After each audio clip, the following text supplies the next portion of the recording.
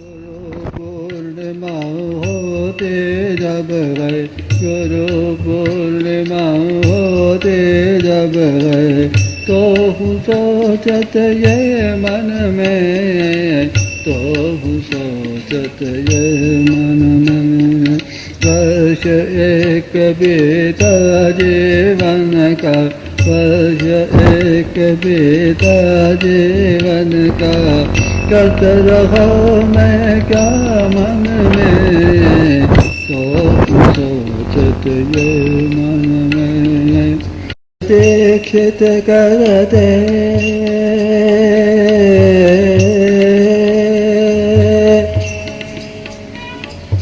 गुरुदेव जब दीक्षित करते, शुभ घड़ी और शुभ दिन में,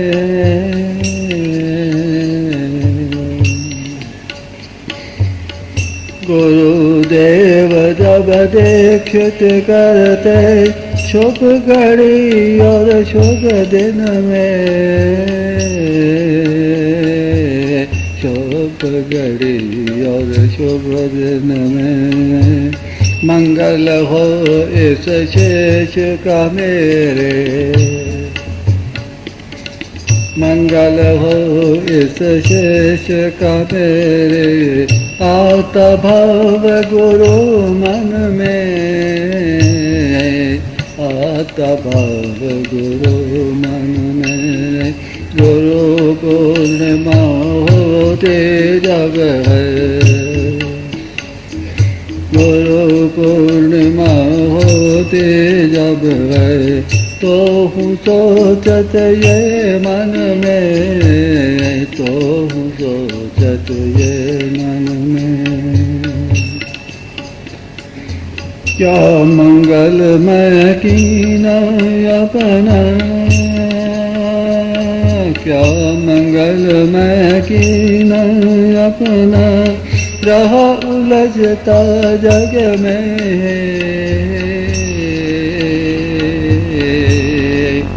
रहा उलझता जग में। क्या मंगल मैं कीना अपना, रहा उलझता जग में,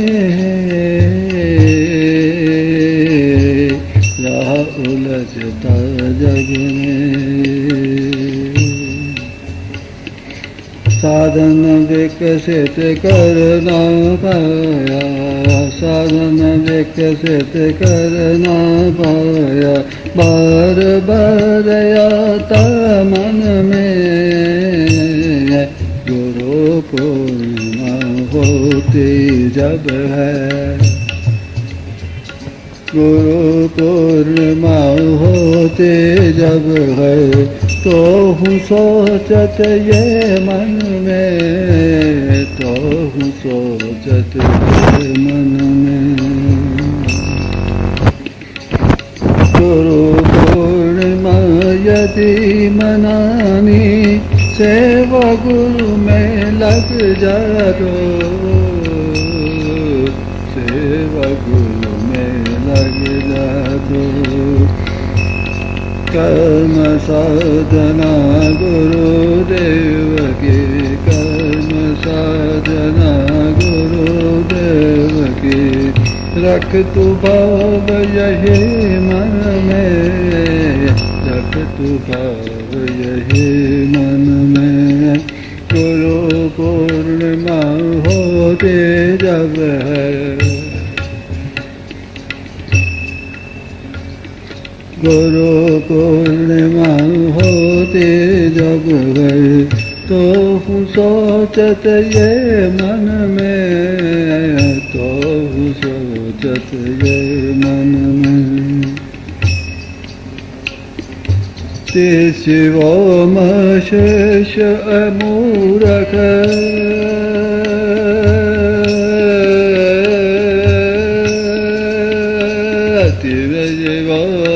शेष मूरख, समय गवाय अब और नहीं,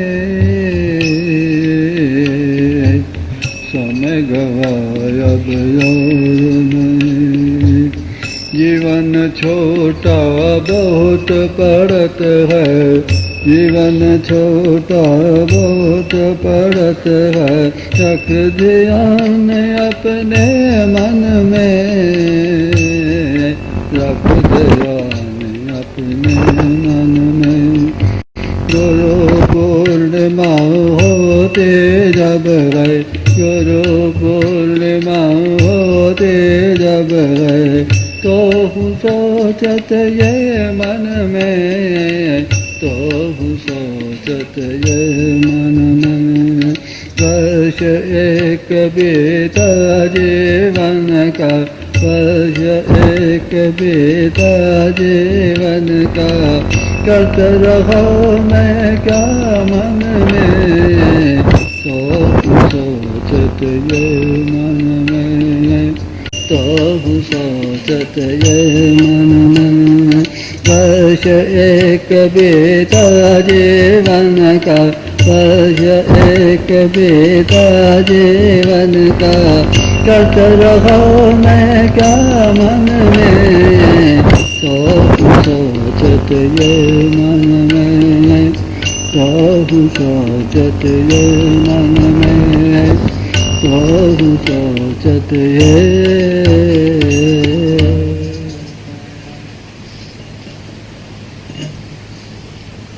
अब गुरु पूर्णिमा पर एक दूसरे दृष्टिकोण से विचार किया गया है इस भजन में। कहते हैं कि जब गुरु पूर्णिमा आती है तो मन के अंदर एक विचार आता है, एक सोच होती है कि पिछले वर्ष भी गुरु पूर्णिमा आई थी और इस वर्ष फिर गुरु पूर्णिमा आ गई, तो ये एक वर्ष का जो समय व्यतीत हुआ है, ये एक समय का, एक वर्ष का समय मेरे जीवन में से कम हो गया। यदि मैं पिछले वर्ष गुरु पूर्णिमा पर 50 वर्ष का था, तो अब 51 वर्ष का हो गया, एक वर्ष और कम हो गया। यदि मेरे जीवन के 80 वर्ष मुझे मिले हैं, तो 80 वर्ष में से एक वर्ष और कम रह गया, अर्थात एक वर्ष मेरे आयु का और व्यतीत हो गया, मेरी आयु कम हो गई।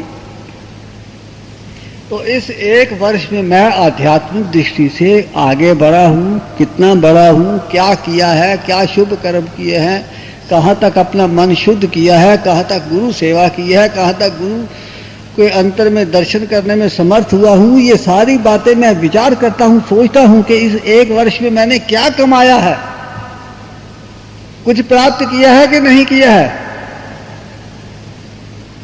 हर बार, हर वर्ष गुरु पूर्णिमा आती है और मैं ये सोच करके रह जाता हूं, बड़ा विचार करता हूं। एक वर्ष व्यतीत हो गया किंतु सोच करके ही रह जाता हूं। गुरु पूर्णिमा व्यतीत हुई और मैं फिर वैसी उसी काम में लग गया, फिर जगत के काम में लग गया। और फिर अगले वर्ष जब गुरु पूर्णिमा आएगी तब मुझे फिर होश आएगी कि एक वर्ष और गया, ये वर्ष भी बीत गया। फिर कहूंगा कि वो वर्ष तो गया था, अब एक वर्ष और बीत गया, अगले वर्ष फिर कहूंगा। इस तरह से हर बार गुरु पूर्णिमा आती है, मैं विचार करता हूं, सोचता हूं, एक वर्ष और व्यतीत हो गया और फिर संसार के कामों में उलझ जाता हूं, आसक्त हो जाता हूं, लग जाता हूं। और फिर जब गुरु पूर्णिमा आती है तो फिर मुझे ये सब बातें याद आती हैं। मैं समझता हूं कि प्रत्येक व्यक्ति की चित्त की अवस्था ऐसी ही है। कोई ऐसा होगा, 1, 2, 4 अपवाद तो होते ही हैं, कोई ऐसे अपवाद होंगे, किंतु सामान्यतया प्रत्येक जीव के चित्त की अवस्था ऐसी ही है कि जब श्मशान में जाते हैं तो बड़े वैरागी, और जब श्मशान से बाहर निकलते हैं तो वैराग्य पता नहीं कहाँ फुर्र हो जाता है। जब गुरु पूर्णिमा आती है तब फिर बड़े विचार आते हैं, अरे क्या कमाया, अरे क्या किया। और जहां गुरु पूर्णिमा गई, शमशान से बाहर आए, वैराग्य खत्म, जैसे थे वैसे भय।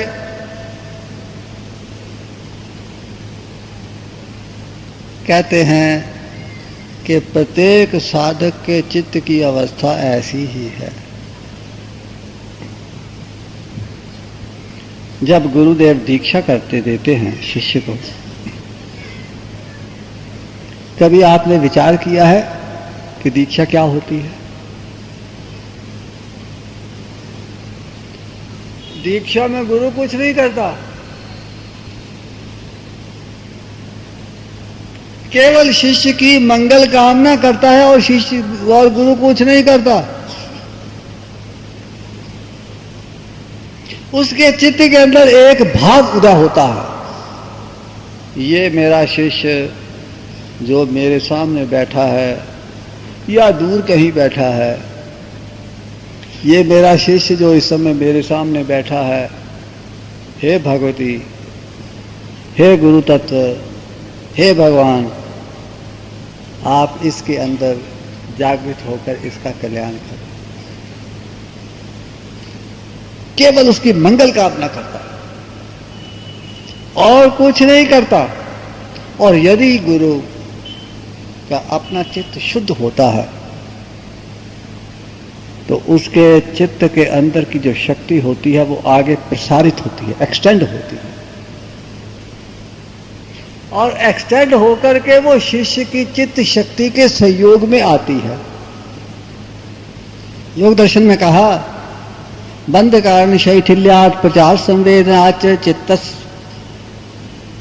बंध कारण शैथिल्यात् प्रचार संवेदनाच चित्तस्य, भूल गया, सूत्र भूल गया, कि जिस गुरु के चित्त के बंधन के कारण शिथिल हो गए हैं, और बंधन के कारण क्या है? संस्कार, वासना। तो जिस गुरु के चित्त के बंधन के कारण अर्थात संस्कार और वासना शिथिल हो गई है, और जिसको शक्ति का आवागमन आना जाना अनुभव में होता है,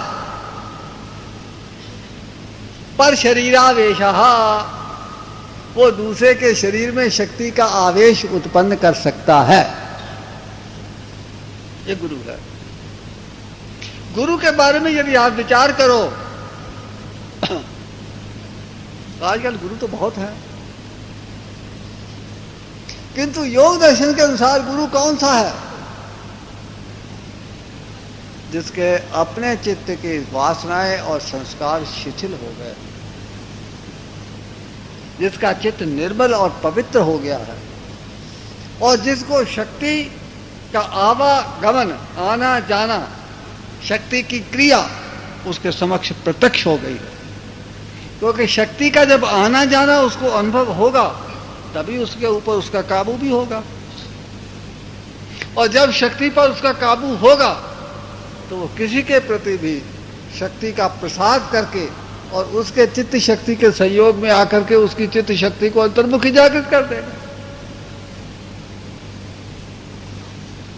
तो जब गुरु दीक्षा देते हैं तो गुरु को कोई किसी प्रकार के कोई कसरत नहीं करनी पड़ती, कोई मेहनत नहीं करनी पड़ती, केवल शिष्य के कल्याण की भावना करनी है, और शिष्य के कल्याण की भावना करते ही उसके चित्त के अंदर की शक्ति का प्रसार होता है, वो आगे बढ़ती है, एक्सटेंड होती है, और शिष्य की चित्त शक्ति के संयोग में आकर के चित्त की शिष्य की चित्त शक्ति को अंतर्मुखी जागृत कर देती। तो जब गुरु पूर्णिमा आती है तो मैं सोचता हूं ये 1 वर्ष भी व्यतीत हो गया। गुरु महाराज ने जब मुझे दीक्षा दी थी तब गुरु महाराज के अंदर एक संकल्प हुआ था, एक भाव उदय हुआ था मेरी मंगल कामना का,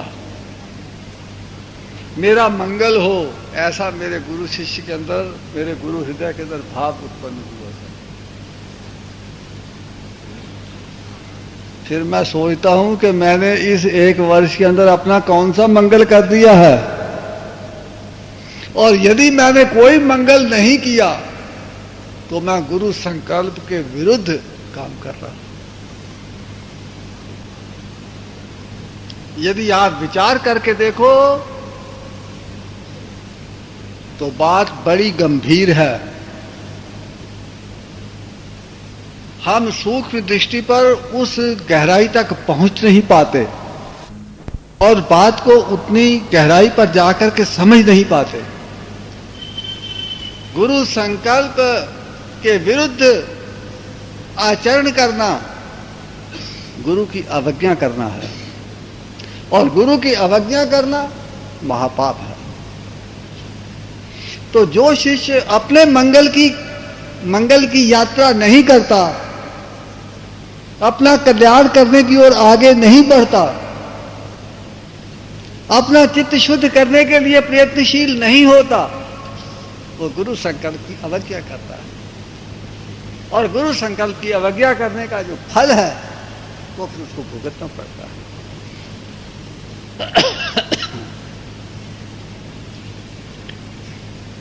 तो प्रत्येक वर्ष जब गुरु पूर्णिमा आती है तब मेरे अंदर ये विचार आते हैं कि एक वर्ष और व्यतीत हो गया। गुरु महाराज ने संकल्प किया था कि मेरे इस शिष्य का कल्याण हो। मैं अपने कल्याण करने की ओर कहाँ तक आगे बढ़ा हूँ, कहाँ तक मैंने साधन का विकास किया है, कहाँ तक अपना चित्त शुद्ध किया है, कहाँ तक मैं आध्यात्मिकता की ओर ऊपर उठा हूँ। जब ये सोचता हूँ तो सारा जोश ठंडा हो जाता है।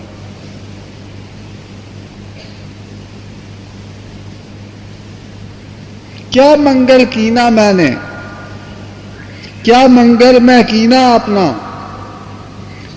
रहा उलझता जग में। वो अच्छा वो बुरा, इसे मारा उसे ले गया, वो तोड़ गया वो मोड़ गया, उसका ये कर दूंगा उसका वो कर दूंगा, वो मुझे क्या समझता है। आज मैंने ये बनाया वो तोड़ दिया। यही तो जगत के अंदर उलझना है ना। जिसको देखो अपनी मूंछों पर ताव दे रहा है, जिसको देखो छाती पर हाथ रख करके आंखें ऊंचे करके अपने आप को पता नहीं क्या क्या समझ रहा है, अपने आप को धनवान, बुद्धिमान, बलवान। अहंकार के अतिरिक्त और जीव के अंदर है क्या? देखा जाए तो अहंकार का पुतला मात्र है जीव, और कुछ नहीं।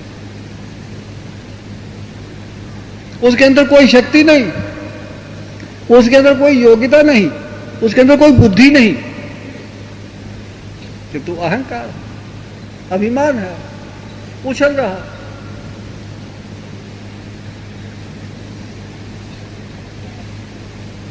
तो मैं जगत के अंदर तो उलझता रहा, किंतु अपना मंगल कुछ नहीं किया। हर गुरु पूर्णिमा पर आता है, मैं सोचता हूं, रह जाता हूं, क्या मंगल किया? कुछ नहीं। जगत के अंदर कितना उलझा? जगत के अंदर उलझा ही रहा, और कुछ किया ही नहीं। साधना का विकास मैं नहीं कर पाया, हृदय के अंदर भाव उत्पन्न मैं नहीं कर पाया, अपनी वासना को निर्मूल मैं नहीं कर पाया। तो गुरु ने जो मेरे लिए संकल्प किया था, गुरु का जो भाव मेरे प्रति उदय हुआ था, मंगल का भाव, उसका क्या हुआ? फिर मन के अंदर विचार आता है कि यदि तू उस भाव की पूर्ति के लिए आगे नहीं बढ़ा तो तू गुरु अवज्ञा का दोषी है। तू गुरु के पांव में एक पत्थर बन करके गुरु के पांव में बंधा हुआ है। तू अपना मार्ग तो रोक रहा है, अपने साथ साथ अपने गुरु का मार्ग भी रोक रहा है। ये समझने का विषय है। ये विषय इस समय तो मैं इसमें नहीं जाऊंगा, किंतु यदि आप विचार करो तो यदि आप अपनी उन्नति के लिए प्रयत्नशील नहीं होते हो तो केवल अपनी उन्नति आप नहीं रोकते, आप गुरु की उन्नति भी रोक रहे हो, गुरु का मार्ग भी अवरुद्ध करते हो। और गुरु यदि आपको अपने पांव के अंदर बांध लेता है तो आपको साथ लेकर के ही जाएगा। जब तक आप उसके पांव में पत्थर बन करके बंधे रहोगे तब तक गुरु का मार्ग भी रुका रहेगा, तब तक गुरु भी आगे नहीं बढ़ पाएगा। गुरु और शिष्य का संबंध बड़ा महत्वपूर्ण संबंध है।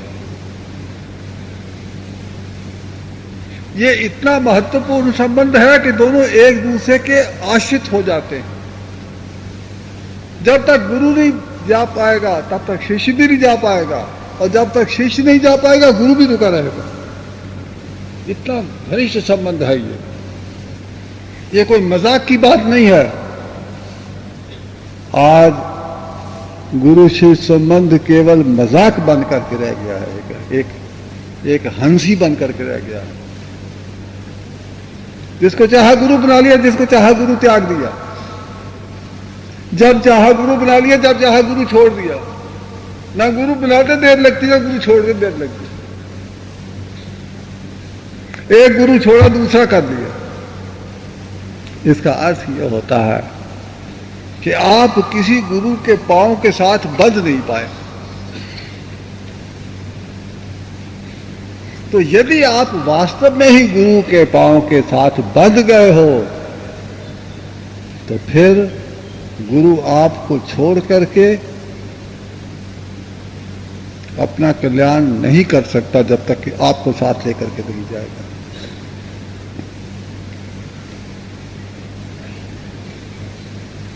तो जब गुरु पूर्णिमा आती है, बार बार यही विचार आते हैं मन में। एक वर्ष व्यतीत हो गया, जीवन का एक वर्ष और निकल गया, मैंने कुछ प्राप्त नहीं किया। और प्राप्त करने का अर्थ क्या? प्राप्त करने का अर्थ यह है कि मैंने कुछ त्याग नहीं किया। प्राप्त करना अर्थात त्याग क्या करना? क्योंकि अपने चित्त के ऊपर जो संस्कार पड़े हुए हैं उनको मिटाना है।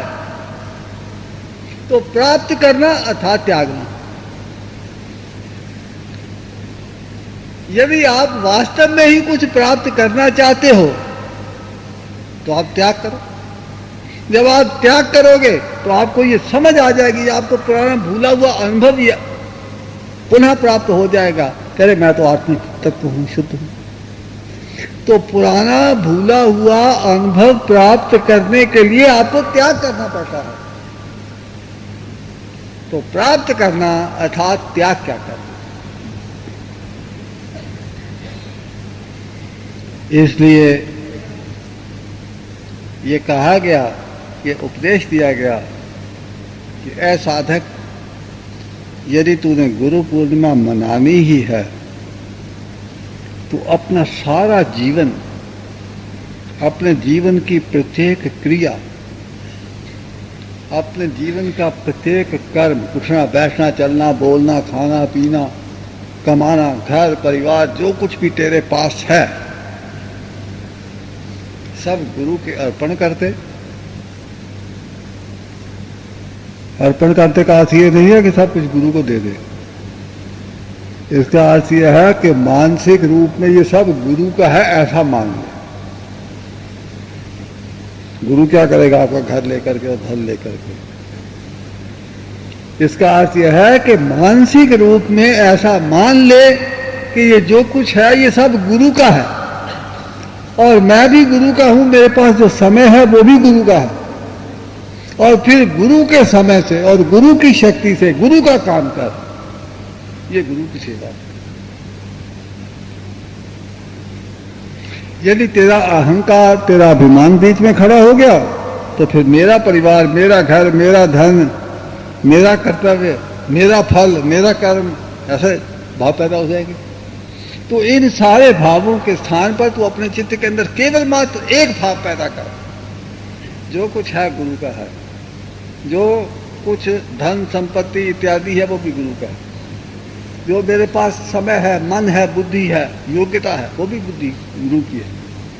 और मेरा कर्तव्य है इस गुरु की दी हुई शक्तियों का, गुरु के दिए हुए कर्तव्यों के प्रति सदुपयोग करना, फल गुरु का। इस प्रकार से गुरु की सेवा कर, साधना भी गुरु की सेवा है और कर्म भी गुरु की सेवा है। तो जब इस प्रकार से आपका जीवन सारा परिवर्तित हो जाएगा, तब फिर कर्म साधना सब गुरुदेव की। जो भी कर्म करो वो भी, और जो साधना करो वो भी गुरुदेव का। कहते हैं कि यही भाव अपने मन के अंदर रख करके तू अपना जीवन बिता। तो अंत में आकर के कहा कि समय गवा अब और नहीं, जो समय गया सो गया। जो समय गया वो तो लौट के आने वाला नहीं। उसको कितना भी बुलाओ, उसकी कितनी भी कीमत दो, जो समय व्यतीत हो गया वो लौट के आने वाला नहीं है। जो बाकी समय आपके हाथ में है, अब उसको तो मत गंवाओ। और यदि देखा जाए तो जीवन है ही कितना छोटा सा जीवन है, काम बहुत बड़ा है। इस छोटे से जीवन के अंदर इतना बड़ा काम कर पाना अत्यंत कठिन, दुष्कर, असंभव बात है।